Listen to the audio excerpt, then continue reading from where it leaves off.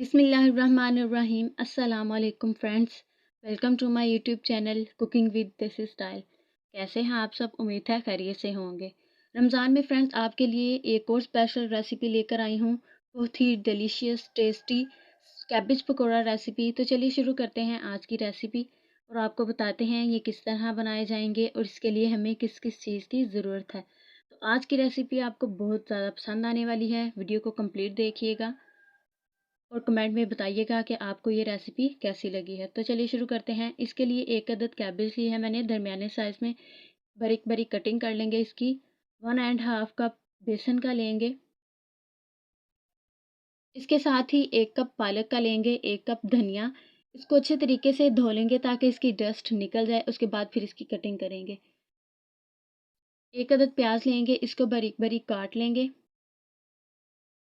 और फ्रेंड्स इसके साथ ही 4 से 5 अदद मैंने सब्ज़ मिर्च ली हैं, इसको चॉप कर लेंगे।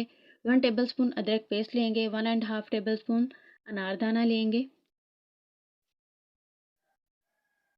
और 1 टेबलस्पून कुटी हुई सुरख मिर्च। हाफ टेबल स्पून हल्दी लेंगे। 1.5 टेबलस्पून सूखा धनिया, इसको दरदरा सा कर लेंगे। और इसके साथ ही हस्बे ज़ौक़ नमक लेंगे। Half table spoon chaat masala, 1 pinch ज़र्दा कलर लेंगे, 1 कप कॉर्नफ्लोर लेंगे।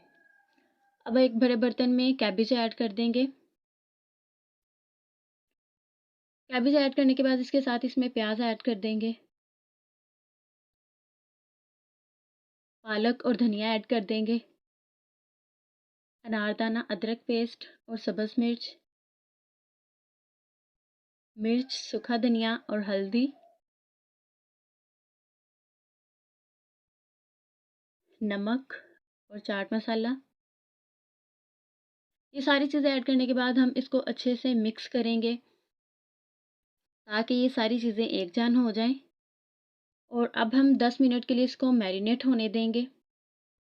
10 मिनट गुजर चुके हैं। अब हम इसमें बेसन ऐड कर देंगे और बेसन ऐड करने के साथ ही हम इसमें कॉर्नफ्लोर ऐड कर देंगे। ये सारी चीज़ें ऐड करने के बाद इसको हमने फिर से अच्छे से मिक्स करना है, बहुत ही अच्छे तरीके से।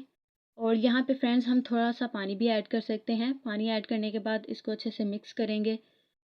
इस तरह मिक्स करें कि सारा मटेरियल एक जान हो जाए। ये जी मिक्स कर लिया है और अब हम चलते हैं इसको फ्राई करने की तरफ। फ्राई करने के लिए मैंने कढ़ाई में ऑयल डालकर इसको चूल्हे पे रख दिया है और अब हम इसमें मटेरियल हैंड की मदद से थोड़ा थोड़ा ऐड करते जाएंगे और इसको अच्छे तरीके से फ्राई करना है जब तक इसका कलर चेंज ना हो जाए। तो लें जी फ्रेंड्स, फ्राई हो चुके हैं। अब हम इसको निकाल लेंगे और निकालने के बाद इसी तरह बाकी सारे पकोड़े जो हैं हमने फ्राई करने हैं। जी माशाल्लाह से ये भी तैयार हो चुके हैं। माशाल्लाह से बहुत ही अच्छी खुशबू आ रही है। ये रही इसकी फ़ाइनल लुक। पकोड़े हमारे बिल्कुल तैयार हैं और अब हम इसके ऊपर थोड़ा थोड़ा चाट मसाला डाल देंगे। माशाल्लाह से बहुत ही अच्छी खुशबू आ रही है। बहुत ही टेस्टी रेसिपी है। आप भी ज़रूर ट्राई कीजिएगा और कमेंट में बताइएगा आपको ये रेसिपी कैसी लगी है। तो फ्रेंड्स, वीडियो अच्छी लगे तो लाइक शेयर कमेंट करिएगा, चैनल ज़रूर सब्सक्राइब करिएगा। और अब हम मिलेंगे नेक्स्ट वीडियो में नई रेसिपी के साथ। दुआ में याद रखिएगा। खुदा आप सबको भी अपने हिफ्ज़ व ईमान में रखे। तब तक के लिए अल्लाह हाफ़िज़।